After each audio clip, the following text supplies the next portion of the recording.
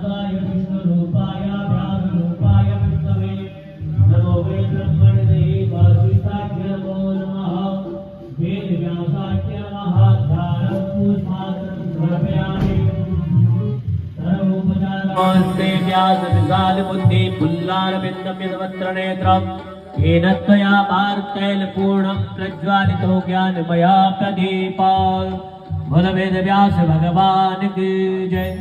दिव्य श्रीमद् भागवत महापुराण की जय हो।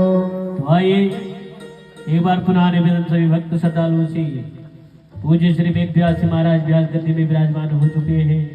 तो जहाँ तक भी हमारी आवाज जा रही हो वहाँ तक के समस्त भक्त श्रद्धालुओं से निवेदन है जल्द से जल्द अपने घर के कार्य से निवृत्त होकर कथा प्रांगण में पहुंचे और आज श्रवण करेंगे और अपने मानव जीवन को धन्य बनाएंगे सभी भक्तगण। श्री राधे जय जय श्री राधे श्याम हरिओम श्री राधे श्याम हरिओम जय श्री राधे।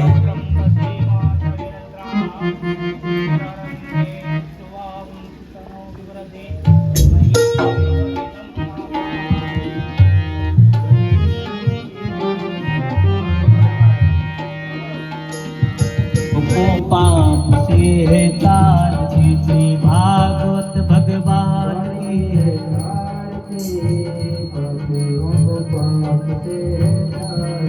ये अमर ग्रंथ मुक्ति पंथ ये पंचम वेद निराला नव ज्योति जगाने वाला है नव ज्योति जगाने वाला है नव ज्योति जगाने वाला है। हरि नाम यही हरि धाम यही हरि नाम यही हरि नाम यही जग के मंगल की आरती पापियों को पाप से है तारती श्री भागवत भगवान की है आरती पापियों को पाप से है तारती। ये शांत गीत पावन पुनीत पापों को मिटाने वाला दर्श कराने वाला कराने वाला हरि दर्श कराने वाला ये सुख करनी ये दुख हरनी ये दुख करनी ये दुख करनी ये सुख करनी ये दुख हरनी ये दुख करनी ये दुख हरनी श्री मधुसूदन की आरती पापियों को पाप से है तारती श्री भागवत भगवान की है आरती पापियों को पाप से है तारती। ये मधुर बोल जग पंथ खोल सन्मार्ग बताने वाला राधे राधे राधे राधे राधे राधे राधे राधे राधे राधे राधे राधे राधे राधे राधे राधे। एक बालक था,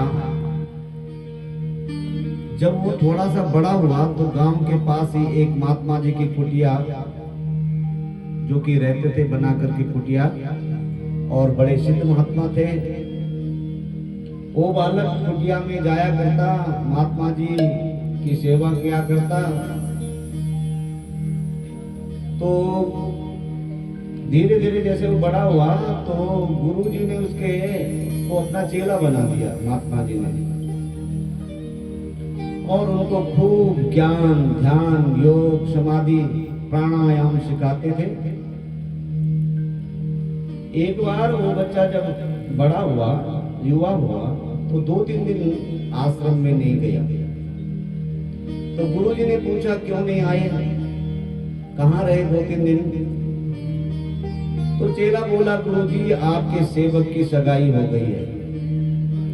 तो गुरुजी बोले बहुत अच्छा, लेकिन अब आप हमसे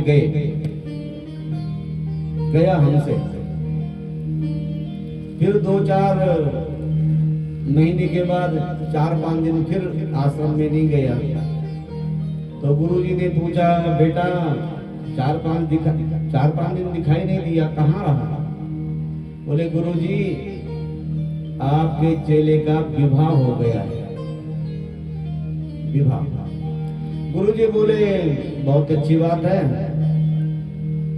पर गया माँ बाप से भी।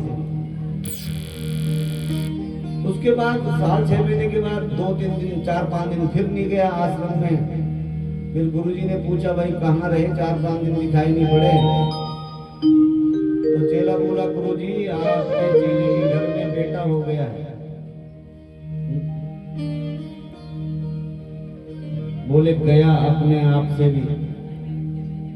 अब तो चेला जो था उसने सोचा गुरुजी को हमारे घर में कोई खुशी आती है तो गुरुजी को शायद अच्छा नहीं लगता है। गुरुजी के पीछे पड़ गए, गुरुजी बताओ जब मेरी सगाई हुई तो आपने कहा कि गया हमसे, जब मेरा विवाह हुआ तो आपने कहा गया माँ बाप से, अब बाल बच्चे बच्चा हुआ मेरे घर में तो आप कह रहे हैं कि गया अपने से, क्या मतलब इसका। गुरुजी ने समझाया बेटा संसार में जीने के 2 मार्ग हैं, एक प्रेम मार्ग है और एक श्रेय मार्ग है।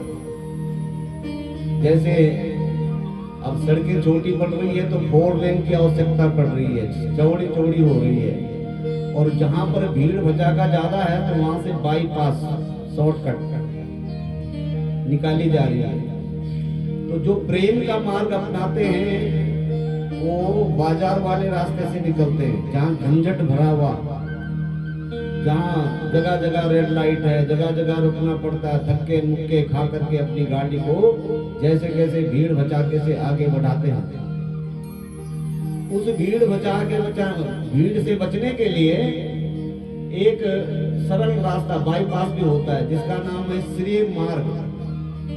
हालांकि उस दोनों मार्गों ने आगे तो रास्ता एक ही होना है, लेकिन जीने के रास्ते हैं। संसार की जो यात्रा है उसको पूरा करने के लिए ये रास्ते हैं, मार्ग हैं। तो बेटा जब तेरी सगाई हुई तो हमने कहा भाई गया हमसे, इसका मतलब ये कि भाई अब तेरा रास्ता अलग हमारा अलग। पहले हम सोच रहे थे कि अभी तुम ब्रह्मचारी हो सकता है कि आप हमारे ही मार्ग पे चल पड़े, ग्रस्त के चक्कर में ना पड़े, तो हो सकता है आप हमारी गद्दी में बैठने लायक बने। तो जैसे ही तुम्हारी सगाई हुई तो मैंने समझ लिया कि अब तुम्हारा रास्ता अलग और मेरा रास्ता अलग है। इसलिए मैंने कहा बेटा कि गया हमसे, अब हमसे तुम गए। तो फिर यूं क्यों कहा, जब मेरी शादी हुई तो गया माँ बाप से। बोले बेटा मैंने इसलिए कहा कि विवाह करना कोई गलत बात नहीं है, विवाह करना अच्छी बात है, लेकिन एक आदमी कह रहा था कि विवाह क्या होता है। बोले देखो विवाह में यदि चरित्र की प्रधानता है, विवाह में धर्म की प्रधानता हो, विवाह में कर्तव्य की प्रधानता हो, विवाह में प्रेम का आदर हो, तो वो तो है विवाह। और जहां विवाह माने होता है मतलब वाह वाह, जहां वाह वाह है वो विवाह है। और जहां न कोई चरित्र है, न कोई धर्म है, न कोई कर्तव्य है, न पति पत्नी का आदर करता है, न पत्नी पति का आदर करता है, नाना प्रकार की जहां विकृतियां हैं वहां विवाह नहीं, वो ब्याह है। ब्याह एक विवाह है और एक ब्याह है। तो बेटा अगर तुम्हारा विवाह हुआ है तो तुम्हारी वाह वाह है, अच्छी बात है। और लेकिन ये तेरा अगर ब्याह हुआ है, ब्याह तो जिंदगी भर का तेरी ब्याह है ही है। तो महात्मा जी ने कहा अरे भैया तुमने विवाह किया है तो वाह वाह है। शिष्य ने कहा नहीं गुरुजी आप साफ कहो, आप कह रहे थे कि आप हमसे गए, माँ बाप से गए, अपने से गए। महात्मा बोले हम निंदा थोड़ी नहीं कर रहे थे, अरे हम कह रहे थे कि सगाई हो गई तो हमारे रास्ते अलग, तुम्हारे रास्ते अलग, है ना। जब विवाह हुआ तो भाई जितनी सेवा तुम माता पिता की पहले करते थे उतनी शायद अब नहीं कर पाएंगे, क्योंकि एक जिम्मेदारी तुम्हारे ऊपर और आ गई है। अब उसका भी तो ख्याल आपको ही रखना है, पत्नी का ख्याल भी तो तुझे ही रखना है, अपने माता पिता का भी ख्याल रखना है। तो जिम्मेदारी बढ़ गई है, तो जितनी सेवा तू पहले करता था माता पिता की तो शायद अब उतनी नहीं कर पाएगा। तो बेटा जब हुआ, अरे बोले बेटा जब तेरा हुआ और मैंने कहा कि गया तो अपने से, तो अपने आप अच्छे कपड़े नहीं पहन पाएगा, अच्छा नहीं खा पाएगा, अच्छे ढंग से नहीं सो पाएगा, लेकिन बच्चे को जरा भी वो रोने लगेगा, जरा भी उसको तकलीफ होगी तो उसको तो तुरंत डॉक्टर के पास ले जाएगा, उसके लिए बढ़िया बढ़िया, अपने लिए चाहे वस्त्र नहीं खरीदेगा लेकिन बच्चे के लिए तो हर दूसरे महीने नया नया डिजाइन। आजकल तो बच्चा जन्म लेने से पहले 50 ड्रेस तो पहले बन करके तैयार हो जाती है। इसलिए कहा बेटा, महात्मा बोले तुम संसार में रहे हो इसलिए संसार की ही बातें करते हो, अगर संसार से थोड़ा ऊपर उठ करके देखो तो बहुत कुछ है बेटा। बोले गुरुजी आपको क्या पता कि हमारे परिवार वाले हमसे कितना प्रेम करते हैं, मेरी माँ, मेरी बहन, मेरी पत्नी, मेरा भाई, मेरे पिता कितना अपने प्राण तक मुझको देते हैं। ग्रस्त का जो आनंद है महाराज वो आपको नहीं पता। बोले काम कर अपना और करता जा, लेकिन नहीं, बोले बताइए संसार क्या है, क्या है संसार? संसार के पीछे आप बोलते संसार तूने देखा नहीं, दिखाओ मुझे संसार। तो बोले देखना चाहता है? बोले हाँ गुरुजी मैं देखना चाहता हूँ। बोले वास्तविक संसार देखना चाहते हो? देखना चाहते हो। तो बोले हमने तुमको जो योग समाधि प्राणायाम सिखाया है, जिसमें सांसें रोकना और दूसरे को ये लगना कि भाई गया, सांसें रोक करके वो जिंदा रहता है लेकिन दूसरे को ये लगता कि टपक गया। जानते हो प्राणायाम? बोले हाँ जानता हूँ। तो बोले जा करके घर में देखना, करके देखना एक बार। और वो घर गया, उसने पत्नी से कहा मेरे पेट में दर्द हो रहा, कुछ तबीयत मेरी बिगड़ रही है, और खींचा प्राणायाम, बैठा और लेट गया। पत्नी ने हिलाया डुलाया, कुछ नहीं बोले, रोने लगी। इतने में सासू माता जिठानी दिरानी सारी इकट्ठी हो गई। क्या हो गया?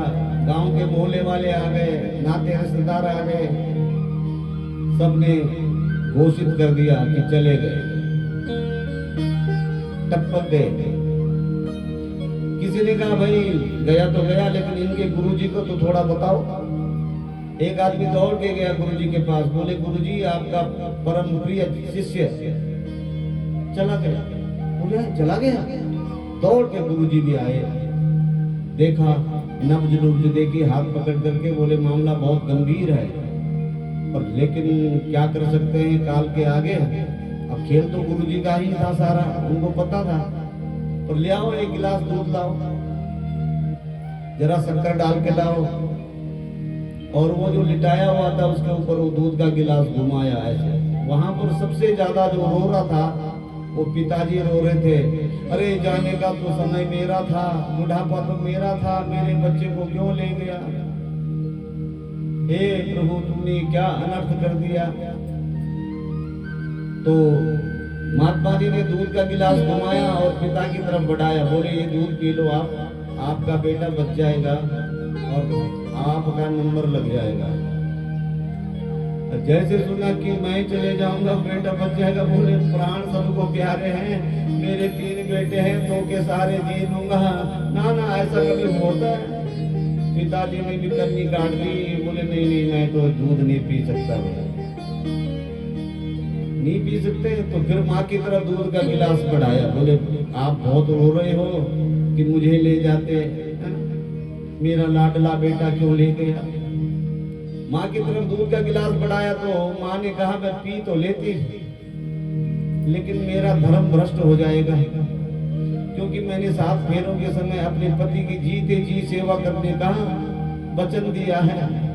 मेरे बुढ़ापे में मेरे पति की सेवा कौन करेगी? बहू रानी अब अपने चली जाएगी, इधर उधर हो जाएगी, तो पति की सेवा कौन करेगी? माँ ने भी ये बहाना बना लिया और वहां से नहीं पिया दूध। पत्नी की तरफ इशारा किया, बोले लो इसको तुम पियो। तो पत्नी ने भी मना कर दिया, बोले महाराज पी तो मैं लेती, लेकिन मैं इनको अच्छी तरह जानती हूँ, मैं चले जाऊंगी तो मेरे बच्चे का क्या होगा, क्योंकि इन्होंने तो दूसरा ब्याह करना है, और फिर जो आएगी दूसरी वो मेरे बच्चे की सेवा करेगी कि नहीं करेगी, ढंग से पालेगी कि नहीं पालेगी। इसलिए महाराज अब मुझे बच्चे के लिए तो जीना ही पड़ेगा, और अगर ये मुझे यहाँ नहीं रहने देंगे तो मैं अपने बाप के घर चले जाऊंगी, क्योंकि नारी के तो दो ही घर होते हैं, आप घर या बाप घर। अपना घर नहीं बसा सकी तो बाप का घर तो जिंदाबाद है। पत्नी ने भी मना कर दिया, वो सारी बातें सुन रहा था। और उसके बाद जो नाते रिश्तेदार बहने बुने आई थी, उन्होंने सोचा कि कहीं महात्मा जी दूध का गिलास हमारी तरफ में बढ़ा दे, तो वो कब्रों के अंदर चले गए। और जो गांव के मोहल्ले वाले आए थे, उन्होंने कहा हमारी तरफ ना बढ़ा दे दूध का गिलास, महात्मा जी चला तो गया, आना तो नीचे ही, इसलिए चलो तैयारी करते हैं तब तक नीचे लकड़ी लुकड़ी की। वो वहां खिसक गए। अब वहां पर कोई नहीं, वहां पर तीन ही बैठे हुए, पत्नी, माता और पिता, और स्वयं वो चेला जो जाने का बहाना करके लेटा हुआ है संसार को देखने के लिए कि हकीकत क्या है। महात्मा जी ने दूध पिया, बोले मैं पी लूं। सब कहने लगे महाराज बड़ी कृपा होगी, आप पी लो, आप चले जाएंगे, हम आपका जो है ना वहाँ मंदिर बनाएंगे, छिंज लगवाएंगे, मेला करवाएंगे, भंडारा करवाएंगे, है ना। आपकी निर्वाण दिवस पर, आपके जाने वाले दिन, आज के दिन में अगर आप चले गए तो याद रखेंगे आपका ये जाने वाला दिन, और उस दिन हम आपका खूब कीर्तन भजन करवाएंगे आपकी समाधि पे। महात्मा जी ने कहा चलो कोई बात नहीं, दूध पिया। और उसको जो लेटा था चेला, उसको बोला उठ खड़ा, देख लिया संसार। चेला उठा, बोले गुरुजी देख लिया मैंने संसार, जिनके लिए मैं दिन रात कहता था कि ये मेरे अपने हैं, आज जब जाने की बारी आई तो किसी ने भी वो दूध नहीं पिया, सबको अपने पान प्यारे हैं। और पहले से कह रहे थे कि है मेरा जाने का था टाइम, पिताजी कह रहे थे मेरे को ले जाते भगवान मेरे बच्चे को। जब स्वयं जाने की बारी आई तो पिता ने भी मना कर दिया, माँ ने भी मना कर दिया, पत्नी ने भी मना कर दिया, बहनें अंदर कमरों में चले गई। तो देख लिया बेटा संसार, बोले देख लिया। इसलिए कहते हैं कि इस संसार में सबसे ज्यादा अगर दुखी कोई करता है तो हमारी आशाएं ही हमको दुखी करती है। सोचो तनिक कामना अपनी जीवन में सुख दुख भरती है, नहीं दूसरा दोषी कोई, आशा ही निराशा करती है। आशा ही हमारी जो जोड़ी हुई है एक दूसरे से, वही हमारे सुख और दुख का कारण बनती है, वही निराश करती है हमें।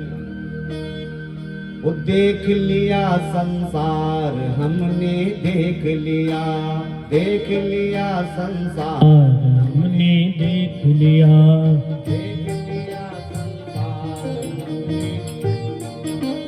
देख लिया संसार हमने, देख लिया सब मतलब के यार हमने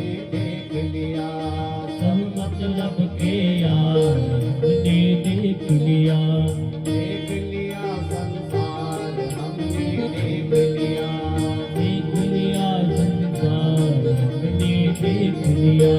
सब मतलब के यार हमने देख लिया, सब मतलब के यार हमने देख लिया।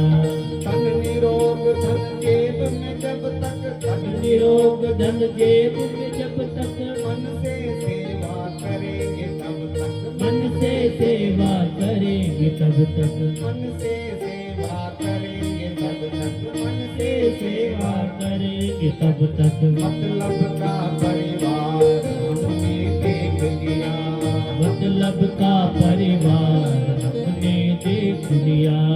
देख लिया संसार हमने देख लिया, देख लिया देख लिया। जिस जिसका विश्वास किया है, जिस जिसका विश्वास किया है, जिस जिसका विश्वास किया है, जिस जिसका विश्वास किया है, उसी ने हमको निराश किया है, उसी ने हमको निराश किया है, उसी ने हमको निराश किया है। उसी ने हमको निराश किया है। बन के रिश्तेदार हमने देख लिया, बन के रिश्तेदार हमने देख लिया। अरे देख लिया संसार हमने देख लिया, देख लिया संसार हमने देख लिया। कहीं चोट लग जाए न तन को, कहीं चोट लग जाए न तन को, कहीं चोट लग जाए न तन को, कहीं चोट लग जाए न तन को, सभी समझते हैं निर्धन को, सभी समझते हैं निर्धन को, सभी समझते हैं निर्धन को, सभी समझते हैं निर्धन को। गिरती हुई दीवार हमने देख लिया, गिरती हुई दीवार हमने देख लिया। सब मतलब के यार हमने देख लिया, सब मतलब के यार हमने देख लिया। देख लिया संसार हमने देख लिया, देख लिया संसार हमने देख लिया। सब मतलब के यार हमने देख लिया, सब मतलब के हार हमने देख लिया। प्रतिभा का कोई मोल नहीं है, प्रतिभा का कोई मोल नहीं है, प्रतिभा का कोई मोल नहीं है, प्रतिभा का कोई मोल नहीं है। सफल सिद्ध अनमोल वही है, सफल सिद्ध अनमोल वही है, सफल सिद्ध अनमोल वही है, सफल सिद्ध अनमोल वही है। जिसका प्रबल प्रचार हमने देख लिया, जिसका प्रबल प्रचार हमने देख लिया।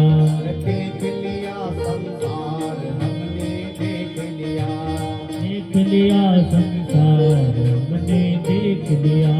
देख लिया संसार हमने देख लिया, देख लिया संसार हमने देख लिया। सब मतलब के यार हमने देख लिया, सब मतलब के यार हमने देख लिया।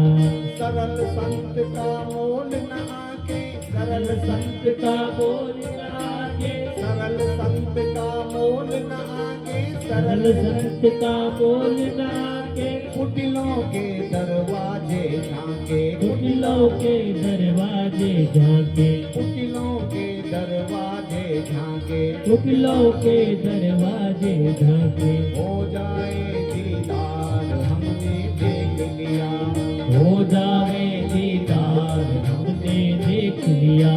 देख लिया संसार हमने देख लिया, देख लिया संसार हमने देख लिया।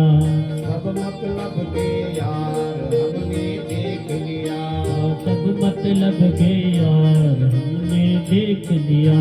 सब मतलब के यार हमने देख लिया, सब मतलब के यार हमने देख लिया।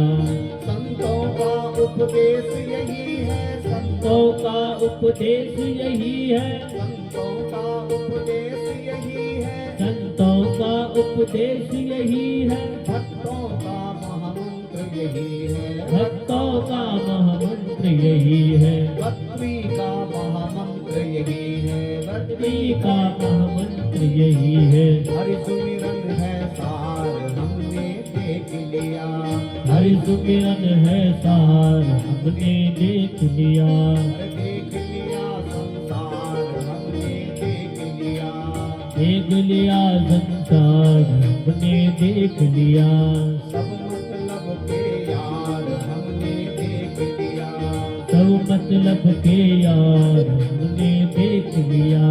सब मतलब के यार हमने देख लिया, हाँ, सब मतलब के यार हमने देख लिया। सब मतलब का यार हमने देख लिए।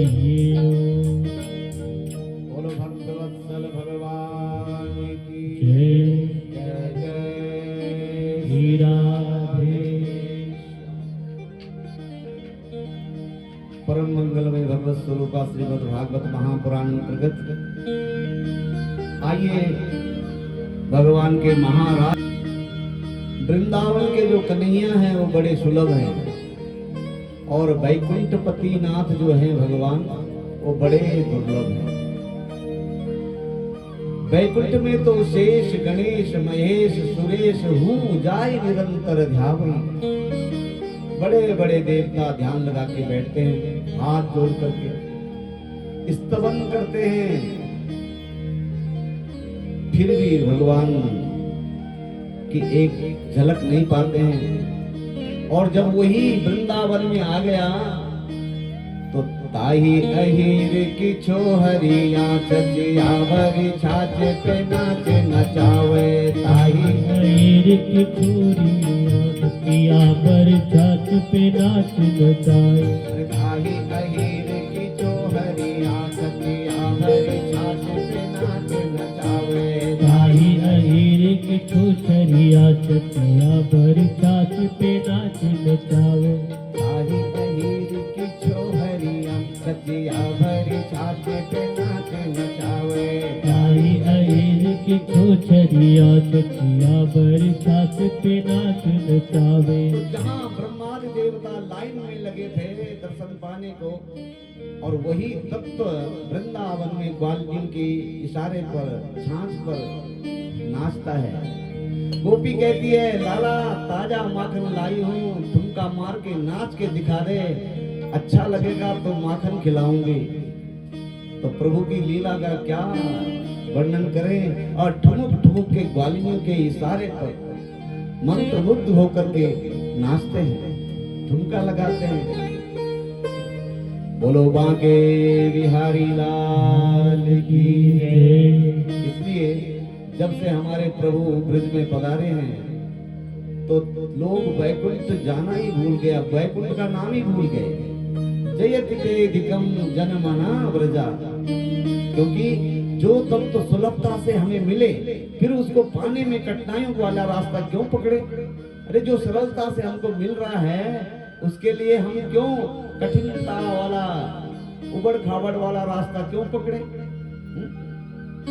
माना आपको राष्ट्रपति जी से मिलना है तो क्या करना पड़ेगा, दिल्ली जाना पड़ेगा, अधिकारियों से मिलना पड़ेगा, फिर कोई डेट देंगे, उस डेट में वो मिलेंगे भी आपसे कि नहीं मिलेंगे इसकी भी कोई गारंटी नहीं है। लेकिन अगर राष्ट्रपति महोदय यही कह दे कि हम आपके ही गांव में लदोड़ी में आ रहे हैं तो आप दिल्ली जाना अच्छा लगेगा कि यही मिलना अच्छा रहेगा, यही मिलोगे। तो ऐसे ही जब वैकुंठपति नाथ भगवान आपकी कथा में साक्षात विराजमान हैं तो यही मिल लो। क्यों चक्कर में पड़ना फिर ऐसे मार्ग का कि जो बड़ा कठिन मार्ग हो भगवत प्राप्ति का। सरल मार्ग तो यही है कि भगवान के प्रति अपना समर्पण रखो, भगवान के लिए अपना भजन कीर्तन प्रारंभ कर दो, कोई न कोई संबंध भगवान से जोड़ लो।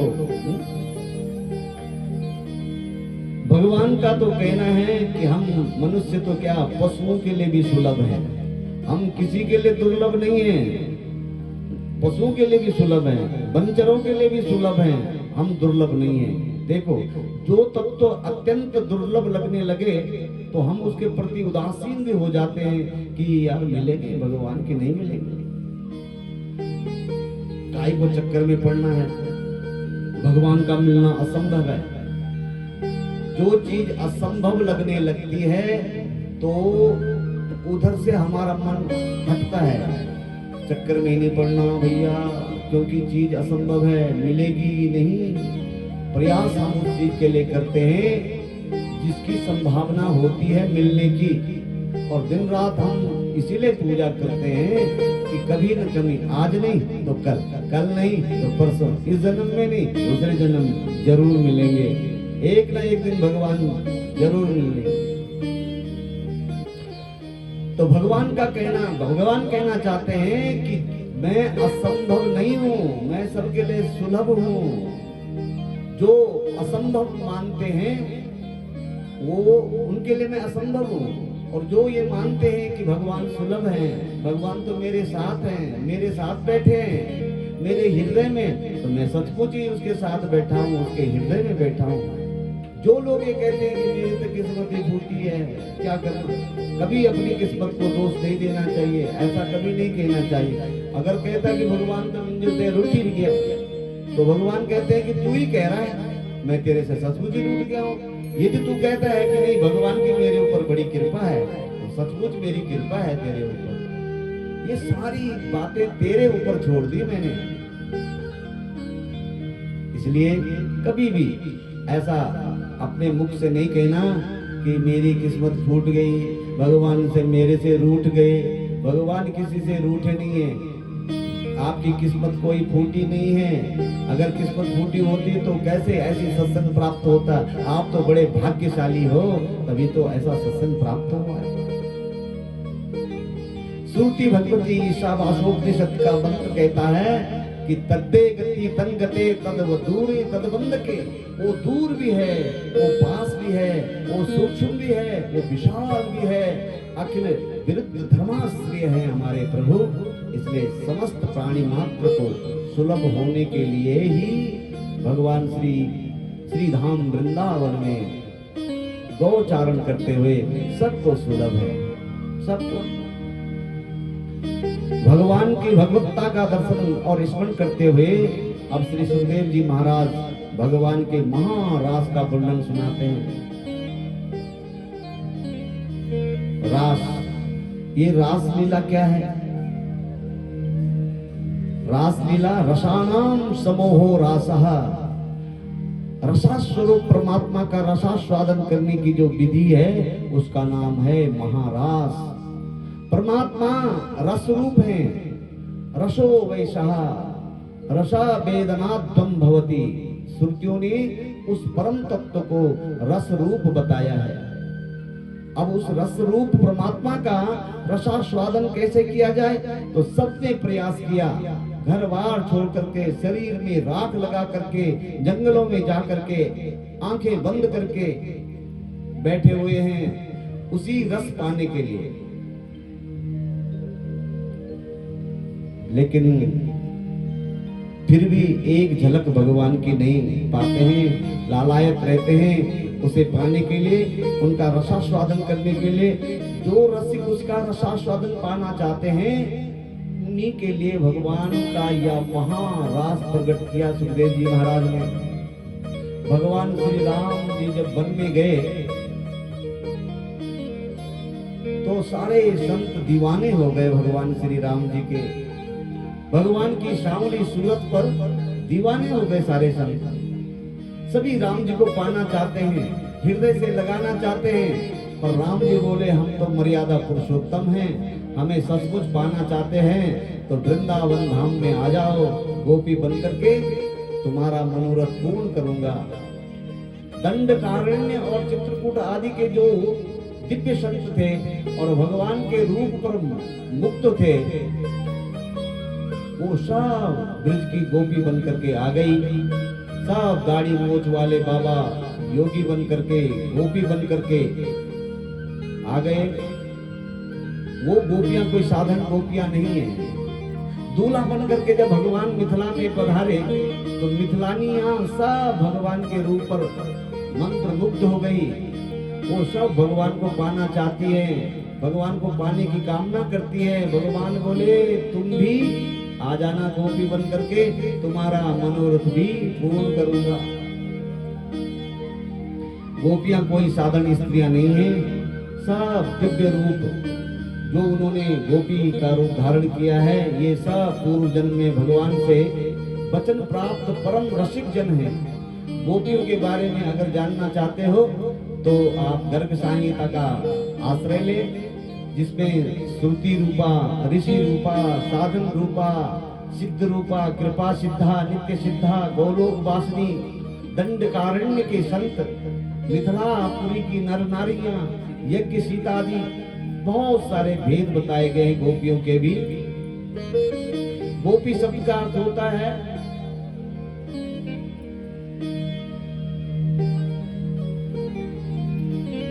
गोपी शब्द का अर्थ होता है गो कहते हैं इंद्रियों को। गो यही इंद्रिय ही कृष्ण रसम पिबती, जो अपनी समस्त इंद्रियों से एकमात्र कृष्ण रस का रसास्वादन करते हैं, उसका आनंद लेते हैं। बस कान हमारे केवल गोविंद के गुणानुवाद को सुने, आंख केवल भगवान की माधुर्य मूर्ति का दर्शन करें, वाणी केवल भगवान के ही भजन करे। ऐसा भाव जब प्रकट हो जाता है, ऐसा भाव आपके मन में जब उद्धत हो जाता है, तो वो स्त्री हो या पुरुष हो, वो सब गोपी भाव में आ जाते हैं। इसीलिए कहते हैं कि चढ़े जब वृंदावन को रंग, चढ़े जब वृंदावन को रंग,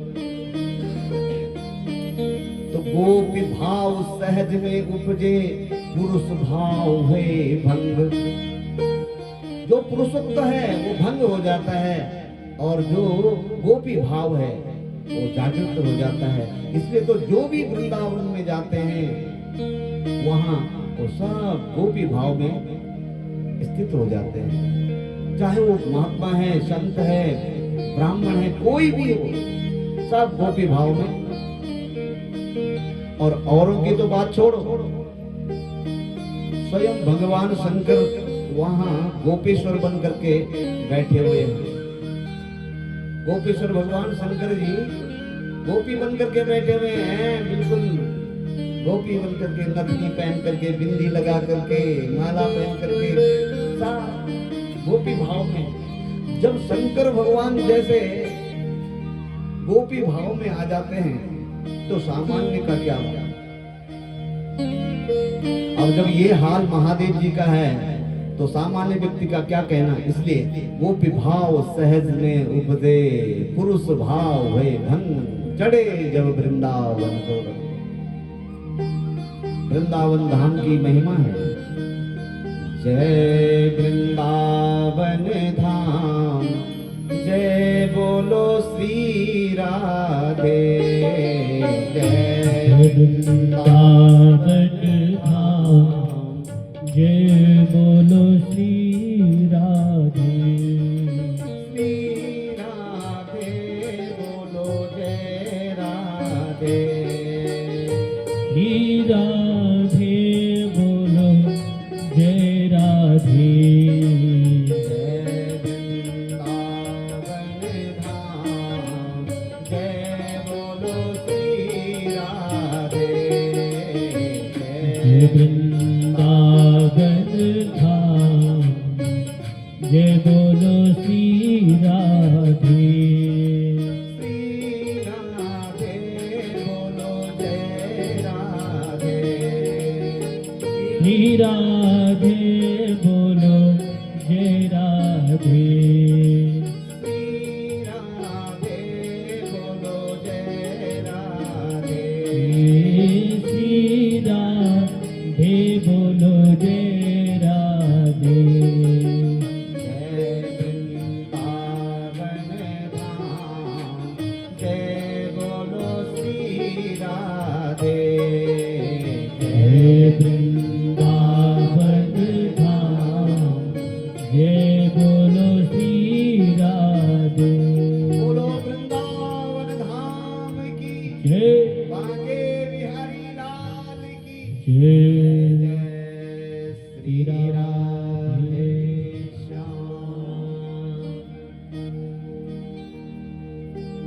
श्रुति भगवती वेदों की जो ऋचाएं हैं वो भगवान का निरूपण करते करते जब थक जाती है, कहते कहते जब मौन हो जाती है, हम उसे पूर्णतः नहीं बता सकते हैं। जब ये कहती है, क्योंकि वो अनिर्वचनीय है। उस परम पिता परमेश्वर के बारे में ठीक ठीक कहना बड़ा मुश्किल है। अच्छा देखिए, किसी गूंगे को आप गुड़ खिलाओ और उससे पूछो कि गुड़ कितना मीठा था, तो वो बताने का प्रयास करेगा लेकिन बता नहीं ऐसे ही भगवान की जो ये महारास की लीला है, इसके बारे में अनुभव तो किया जा सकता है, लेकिन बताया नहीं जा सकता। ऐसे ही जिसने उस तत्व का अनुभव किया है, उस रस का रसास्वादन किया है, वो इतने दिव्य आनंद में निमग्न हो जाता है कि वाणी में सामर्थ्य नहीं रह जाती कि वो कैसे है, वो रस कैसा है। वाणी में इतनी शक्ति नहीं रहती, बुद्धि काम नहीं कर सकती, बता नहीं सकती है कि वो परमात्मा का जो रस रूप है वो कैसा है। वो परमात्मा अनुभव गम्य है, अनिर्वचनीय है, तो फिर उसका वर्णन कैसे किया जाए। बिना वाणी के वर्णन करना बड़ा कठिन है, तो कैसे उसको किया जाए। बोले उसको इस ढंग से समझो कि जैसे गूंगे का गुड़ है, उसका रस का स्वाद का आन पता तो लगता है गूंगे को, लेकिन बता नहीं सकता है। एक बेटी का विवाह हुआ, उसके दुरागमन के समय पर जब उसको लेने के लिए उसका पति आया, तो उसकी सहेलियां भी कुछ विवाह के समय पर नहीं थी, उनको नहीं पहचान थी कि इसका पति इन 10 में से कौन है। तो बैठे हुए हैं, तो झरोके में लड़कियां, बहुत सारी देवियां, उसकी सहेलियां बैठी है, और बरामदे में उसका पति और उसके मित्र बैठे हुए हैं 10।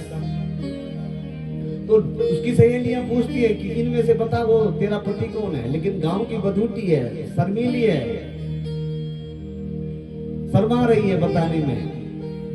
तो उसकी सहेली कहती है कि वो बैठे हैं जो वहां पर कोट वाले, वो है क्या? तो कहते, फिर वो दूसरे वाले वो है वो टाई लगा के जो बैठे। ऐसा करते करते 9 बार उसने मना कर दिया।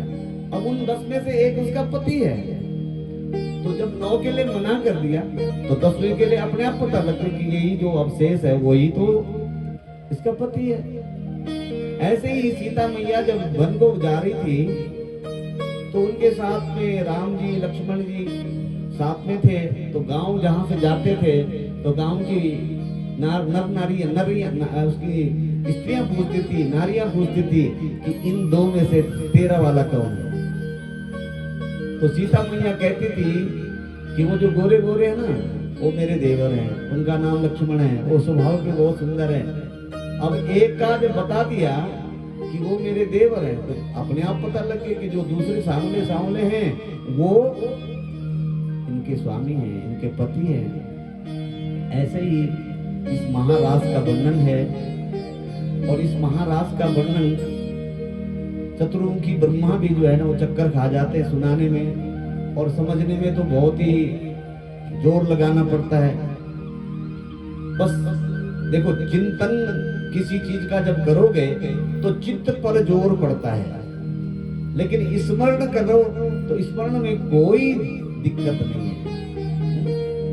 ऐसे ही श्रुति भगवती नीति नीति कह करके निषेध करती है कि ये शरीर भी आत्मा नहीं है, ये मेरा हाथ है, ये मेरा पांव है, ये मेरा बाल है, ये मेरी आंख है, तो वो आत्मा कौन सी है? तो इस शरीर में जो शेष बचता है वही आत्मा है। बहुत ही सुंदर वर्णन बताते हैं, और सुखदेव जी कहते हैं, भगवान अपि तारात्रि शरदोत फुल्ल मल्लिका विचारन्तु मनश्चक्रे योग माया उपाश्रितः। कन्हैया की बंसी 2 बार बजी है, गोपियों ने उस बंसी की महिमा को गाया है। वो भी शरद में बजी थी, पर वो बंसी सर्वभूत मनोहरम। जब पहली बार भगवान ने बंसी का नाद किया, उस बंसी को सबने सुना, स्वर्ग की देवांगनाओं ने भी उसको सुना, गोपियों ने भी सुना। सुखदेव जी कहते हैं कि इति वेणु रव राजन सर्वभूत मनोहरम। समस्त समस्त प्राणी मात्र को वो बंसी सुनाई पड़ी। और जिसने भी उस बंसी को सुना वो अपना स्वभाव बदल गया। जहां कलरव हो रहा था पक्षियों का सायं के समय पर, वो बिल्कुल एकदम बंद हो गया। जो कठोर थे वो पिघलने लग गए और जो द्रव्य था वो ठोस में बदल गया। जो गोवर्धन की शिलाएं थी, पत्थर, वो पिघलने लग गए। आज भी बहुत सारे पत्थर ऐसे लगते हैं कि ये पिघल रहे हैं। और जो जमुना जी का द्रव्य था, बहता हुआ पानी था, वो ठोस में इनकी कुंठित हो गया, रुक गया, कठोर हो गया, बहना बंद हो गया जब पहली बार की बंसी बजी। लेकिन अब दूसरी बार की जो बंसी बजी, उस बंसी को केवल और केवल उन गोपियों ने सुना जिन गोपियों का भगवान ने पहले ही चीर हरण हो चुका है, जिनका पट्ट उठा चुके हैं, घूंघट पे पट्ट खोल रहे थे सिया राम मिलेंगे, जिनका घूंघट भगवान उठा चुके हैं, जिनका जीवात्मा और परमात्मा के बीच की जो दूरी है वो समाप्त हो चुकी है जिस जीव की, उन्हीं ने वो दूसरे बार की बंसी सुनी। निसम्य गीतम तदनंग वर्धनम ब्रजस्त्रीय कृष्ण गीत मानसा आजग्मगण्यो नमलचितो धमा सायप्रकांतो जवलोल कुंडलः। गीत सुनते ही कृष्ण गृहीत मानसः, बंसी के स्वर से ही गोपियों का मन माधव ने खींच लिया। सारी गोपियां भागी भागी दौड़ी दौड़ी आई और जिस समय भगवान ने बंसी का नाद करवाया, उस वक्त तो पहले ही भगवान शंकर को ये आदेश है कि भगवान शंकर, हे प्रभु, जो इस महारास के अधिकारी हों, केवल उन्हीं गोपियों के कान में ये बंसी जानी चाहिए। यहाँ पर भगवान शंकर स्वयं बंसी बन करके भगवान श्री कृष्ण की इस महारास लीला में उपस्थित है। बंसस्तु भगवान रुद्रः, भगवान शंकर बंसी बन करके भगवान के साथ में है और आदेश है कि वो इस बंसी का जो नाद है, स्वर है, आवाज है, केवल उन्हीं के कानों में जानी चाहिए जो कि पहले से ही इसके, जिनका प्रारब्ध पहले से पुष्ट है, जिनका चीर हरण भगवान कर चुके हैं, उन्हीं के कान में जाने चाहिए। अब जिनकी जो इसके अधिकारिणी गोपियां थी, उनके कानों में जब वो आवाज पड़ी तो एक गोपी गौ दूहन कर रही थी, गाय दूह रही थी, और जब गाय दूहते दूहते उसके कानों में भगवान की बंसी का नाद सुना तो गाय दूहना बंद हो गया और वहीं पर छोड़ करके चल पड़ी। एक गोपी जब जाने लगी तो उसके पति ने उसको देखा, कहाँ जा रही हो, रात का समय, बोले मैं जा रही हूँ, और उसी वक्त उसको कमरे में बंद कर दिया, कुंडा लगा दिया बाहर से, क्या तुम्हारा ये। और उस गोपी ने उसी वक्त अपने शरीर का त्याग करके और दूसरा शरीर धारण करके सबसे पहले उस महारास में पहुंच गई। और जब ऐसा वर्णन सुखदेव जी सुनाते हैं परीक्षित को, तो चौंक पड़े परीक्षित महाराज, बोले ऐसी गोपी जो शरीर को त्यागना भी जानती है और शरीर को धारण करना भी जानती है। बोले तुम क्या समझते हो, वो सामान्य गोपियां? अरे वो तो वचनबद्ध गोपियां हैं पूर्व जन्म के, जिनको राम जी ने वचन दे रखा है कि आइए अगर तुम्हें हमें हमारा रसास्वादन करना है तो गोपी भाव में स्थित होकर के आ जाओ। एक गोपी लिप्पन्त्यः प्रवृत्त्याञ्जन्च अन्यन्यान् काञ्चलोचनः व्यात्यश्च वस्त्रभरणा काचित् कृष्णान्तिका ययोः। आप समझते हैं लीपापोती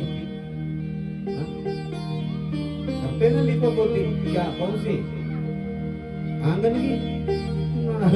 आजकल आंगन कोई लीपता ही नहीं है, आजकल तो बस इसी की लीपा पोती सुबह। हाँ, सबसे बड़ा तो आजकल इसी का है। जितना आजकल इस लीपा पोती का खर्चा है ना, उतने में पहले ब्याह हो जाता था। Beauty parlour. तो एक वो अपना अंजन उंजन लगा रही थी और एक कान में कुंडल डाला, फिर दूसरे में डालना था तो दूसरे में नथ डाल दी, और वो इधर वाला इधर डालना तो इधर डाल दिया। अजीब दृश्य उसका देखो, इतना भाव विभल हो गई। सुखदेव जी बोले, प्रचित्त ये गोपियां, उनका जिनका मन चुरा लिया है, चित्त चुरा लिया भगवान ने, उनकी क्या स्थिति रही होगी। उनका दिल इतना दीवाना हो गया कि वो चल पड़ी। दिल दीवाना हो गया ब्रज वृंदावन की गलियों में। दिल दीवाना हो गया ब्रज वृंदावन की गलियों में। दिल दीवाना हो गया ब्रज वृंदावन की गलियों में। मेरा दिल दीवाना हो गया वृंदावन की गलियों में। ब्रज वृंदावन की गलियों में, ब्रज वृंदावन की गलियों में। ब्रज वृंदावन की गलियों में, ब्रज वृंदावन की गलियों में। जो होना था सो हो गया ब्रज वृंदावन की गलियों में। जो होना था सो हो गया ब्रज वृंदावन की गलियों में। दिल दीवाना हो गया ब्रज वृंदावन की गलियों में। मेरा दिल दीवाना हो गया ब्रज वृंदावन की गलियों में। सावन की मस्त बहारे, यहाँ रिमझिम पड़ी बुहारे। सावन की मस्त बहारे, यहाँ रिमझिम पड़े बुहारे। सावन की मस्त बहारे, यहाँ रिमझिम पड़ी बुहारे। सावन की मस्त बुहारे, यहाँ रिमझिम पड़े बुहारे। मन बंसी की धुन में खो गया ब्रज वृंदावन की गलियों में। मन बंसी की धुन में खो गया ब्रज वृंदावन की गलियों में। मन बंसी की धुन में खो गया ब्रज वृंदावन की गलियों में। मन बंस की धुन में खो गया वृंदावन की गलियों में। ब्रज वृंदावन की गलियों में, ब्रज वृंदावन की गलियों में। ब्रज वृंदावन की गलियों में, ब्रज वृंदावन की गलियों में। दिल दीवाना हो गया ब्रज वृंदावन की गलियों में। मेरा दिल दीवाना हो गया ब्रज वृंदावन की गलियों में। जो होना था सो हो गया ब्रज वृंदावन की गलियों में। जो होना था सो हो गया ब्रज वृंदावन की गलियों में। ओ मेरे मोहन मुरली वाले, मुझे तुझ बिन कौन संभाले। मेरे मुरली वाले, मुझे तुझ बिन कौन संभाले। मोहन मुरली वाले, मुझे तुझ बिन कौन संभाले। मोहन मुरली वाले, मुझे तुझ बिन कौन संभाले। अरे दिल चुरा के ले गया तुझे वृंदावन की गलियों में। मेरे दिल चुरा के ले गया ब्रज वृंदावन की गलियों में। दिल चुरा के ले गया ब्रज वृंदावन की गलियों में। मेरे दिल चुरा के ले गया ब्रज वृंदावन की गलियों में। ब्रज वृंदावन की गलियों में, ब्रज वृंदावन की गलियों में। ब्रज वृंदावन की गलियों में, ब्रज वृंदावन की गलियों में। जो होना था सो हो गया ब्रज वृंदावन की गलियों में। जो होना था सो हो गया ब्रज वृंदावन की गलियों में। राधे का ध्यान लगाया, मेरा बांके बिहारी आया।